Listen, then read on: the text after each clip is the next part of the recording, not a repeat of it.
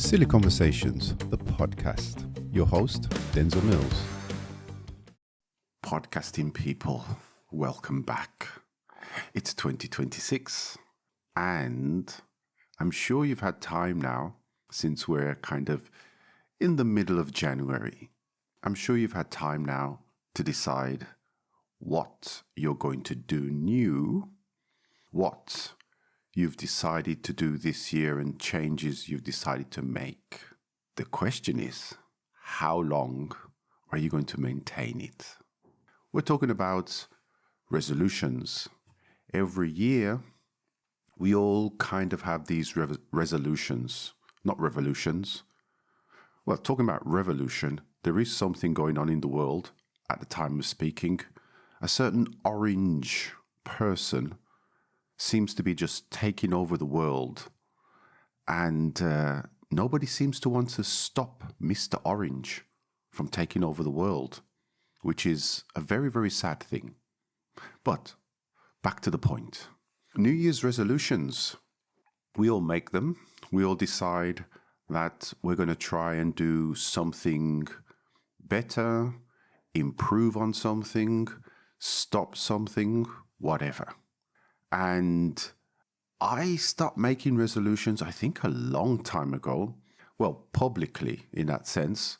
Maybe psychologically, I've had some ideas of things that I want to maintain or want to improve. So I suppose they're kind of plans rather than resolutions. But on the other side of things, I get people, they get in touch and they said, oh, this year, sin falta, sí o sí, voy a aprender inglés.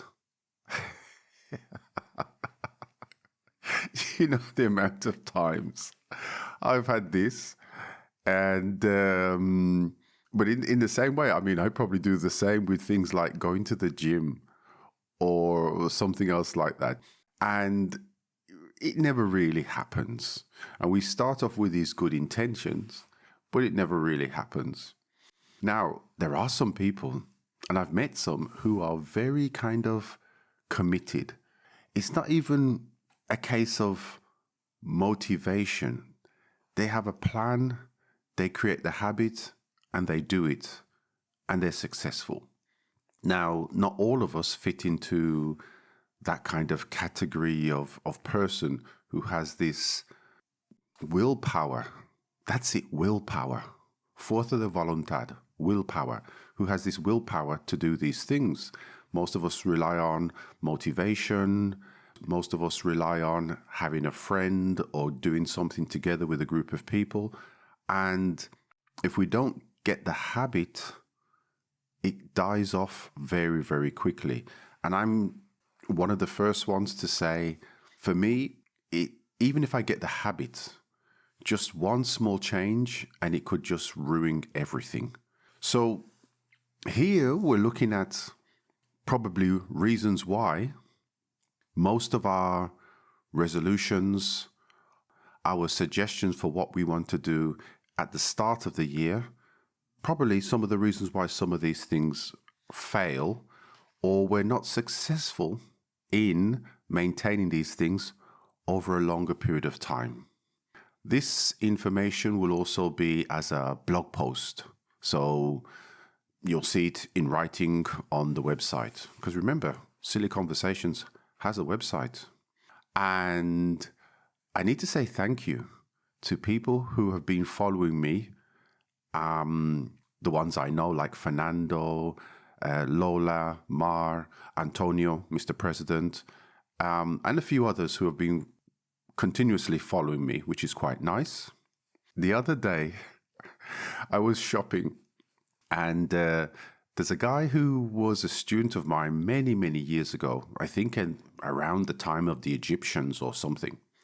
And now he's living in the same area as me. He's a manager, travels a lot, etc. And we were just chatting, and he said to me, he said, ¿Cómo has quedado con el cepillo de dientes? And I was looking at him, cepillo de dientes? He says, yes, the toothbrush, the €300 toothbrush. And I was thinking, what's he talking about? And he said, the podcast. And I said, oh, okay. So this was Alex. And I said, okay, Alex, thanks. And he said he listens now and again as well. So that's a new listener that I know of. So those people who have been listening and maybe not subscribed or subscribed, thank you very much. And please tell your friends, tell the world, tell another planet.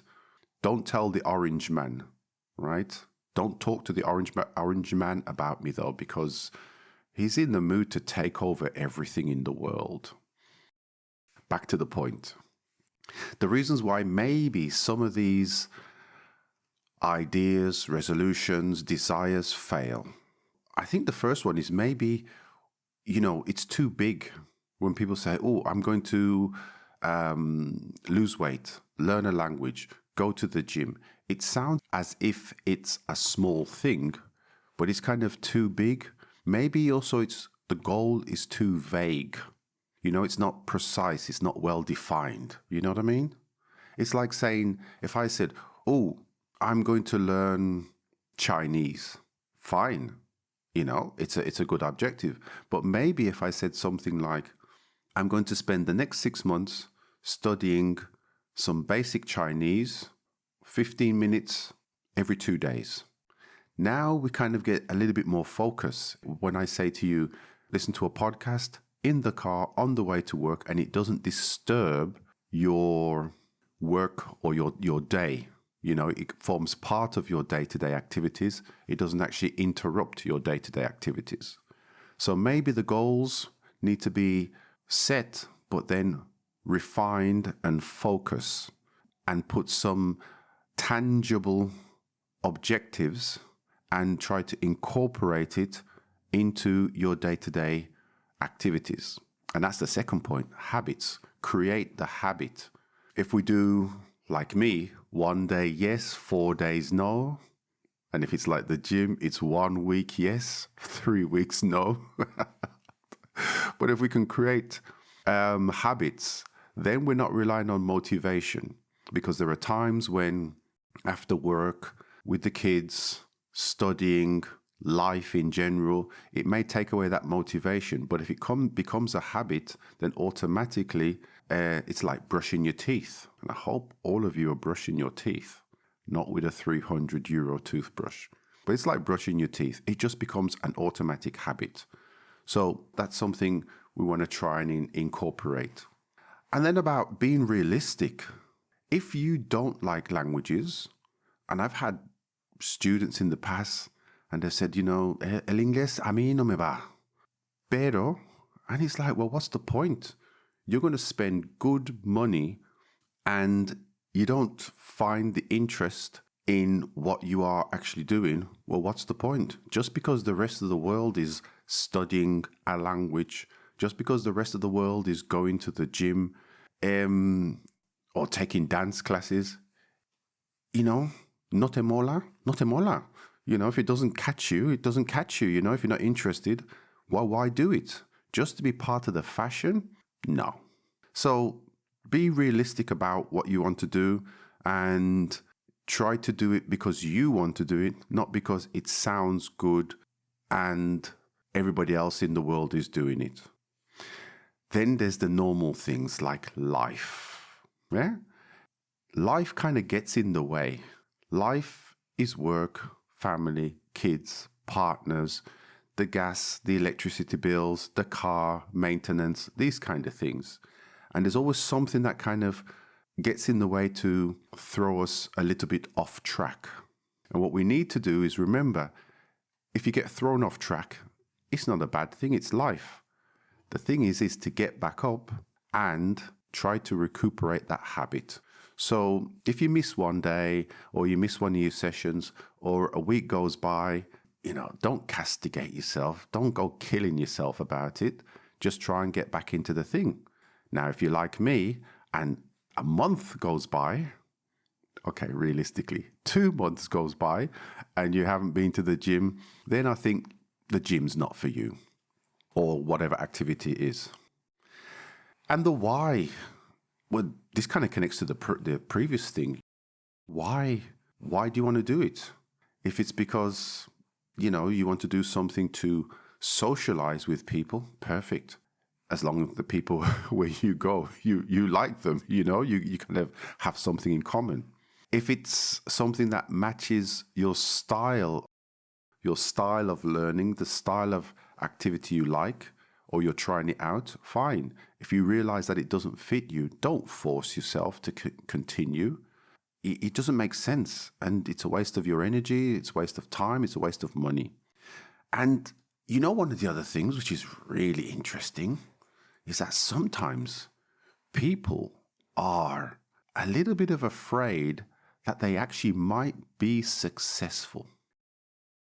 Sometimes people may actually be worried or have a fear of actually being successful, being good at the thing they said they wanted to do.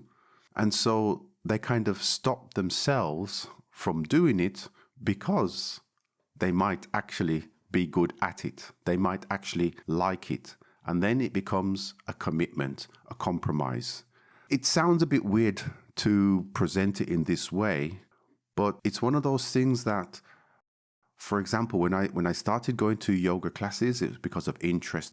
After a while, I got the habit of going to yoga classes very regularly, which meant sometimes I'd have to choose, do I go out, see a band, take some photos, or do I go to my yoga classes?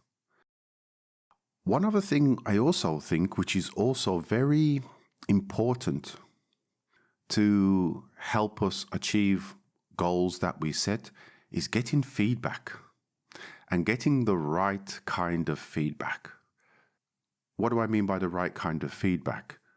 Maybe you have people around you in your circle who, within the characteristics of that type of person, maybe they use their jokes, they use their sense of humor quite a lot. That's what I was trying to say. They use their sense of humor quite a lot. And that feedback they give you in terms of the activity you're doing sometimes can be in the form of a joke, but in that negative sense. So if you're going to cooking classes and after about 3 weeks, they may joke and say you still have problems frying an egg, which frying an egg, a good fried egg, is a bit of an art. You may take that personally, and you may kind of then internalize these kind of things and therefore not want to tell people your activities that you're doing. It's very easy to start something. Dance classes, okay? People start these things to meet people, dance classes. You go and people may comment or make fun, not in a harmful way, about your dance classes. And then it kind of takes away your, I can't think of the word. Your energy, your motivation. That's the word. Your motivation. Takes away your motivation. And therefore, little by little, you stop, or little by little, you stop commenting to people on what you're actually doing.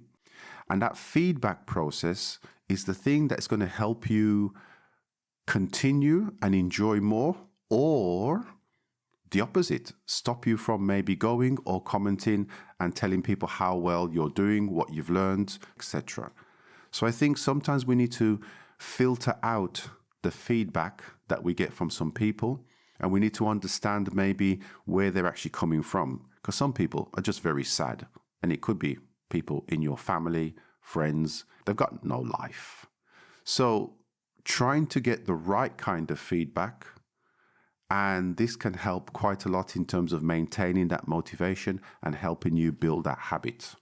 And maybe the other thing is just you're trying to change too many things at once. Maybe the job, family, you're doing dance classes, cooking classes, learning 15 new languages, and making your list of phrasal verbs as long as ever, and trying to watch Netflix every night for 3 hours. Realistically, you're either unemployed or you're stupid. Take your time, break things down into small chunks, and just do it that way. Talking about how to do it, I just thought there's a positive way, where we can actually try to develop the habit and develop the skills. But that's a bit boring. But what if there was a way, because everybody's on these health processes, like probiotics and superfoods and minerals and these kind of things. But imagine if there's a way just for languages. I don't know anything about dancing or swimming or karate or judo, but just for languages, imagine there was a way you could learn English just by eating food. Have a listen to this. It's my new proposal from Silly Conversations. The English burger. Esta no es cualquier hamburguesa. Vamos ya. Are you struggling to improve your spoken English? Don't know where to start? You've tried everything, classes, private teachers, even those language apps on your phone. Well, it's time for something completely different. Introducing the English burger. Yes, you heard right. Eat your way to English fluency. Coming soon to your area. The brand new English burger shop where every bite takes you closer to sounding like a native. We've heard of McDonald's, Burger King, even Foster's, but now there's a new name on the menu. English Burger Shop, the only place where grammar meets gourmet. Our menu is simple, yet rich in nutritional and intellectual value. The A1 burger built on the basics, solid, simple, satisfying. The B1 burger, a double-decker of structure seasoned with adjectives and phrasal verbs for that extra kick. And the C1 burger, a true linguistic feast, packed with conditionals, passive voice, and topped with a famous spicy inversion salsa or causative sauce. Handle with care, it's hot, very hot.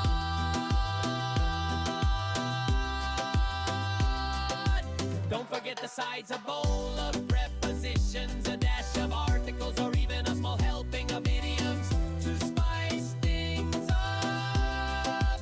Wash it all down with a range of soothing drinks, alcoholic or non-alcoholic, perfect for digesting your English burger on the way to error-free speaking. Whether you're vegan, vegetarian, or just someone who doesn't like languages, the English Burger Shop is here for you.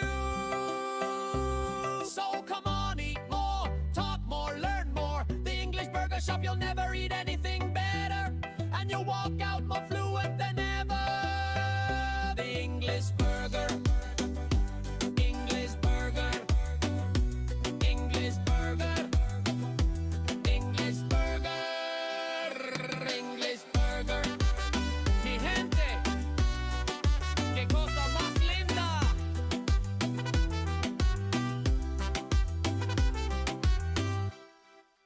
Tell me, people. Tell me. And I really hate reggaeton. Well, this was quite good, wasn't it? Tell me, people. Wouldn't it be great if you could have a food which could help you in terms of languages, could be English or French or German or Portuguese, etc.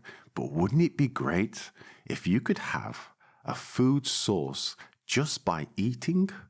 You can actually learn a language. I'm going to leave you with that idea. Again, AI is fantastic. Silly Conversations in 2026 is going to be fantastic. And if you haven't subscribed, if you haven't listened, if you haven't recommended to friends and family and the Orange Man, well, do so. I would really appreciate it. My name's Denzel. Welcome to Silly Conversations 2026, and I'll see you soon. The voices and the names have been changed in this podcast to protect the wicked. For any grammar, information, or correction, please ask someone else, not me.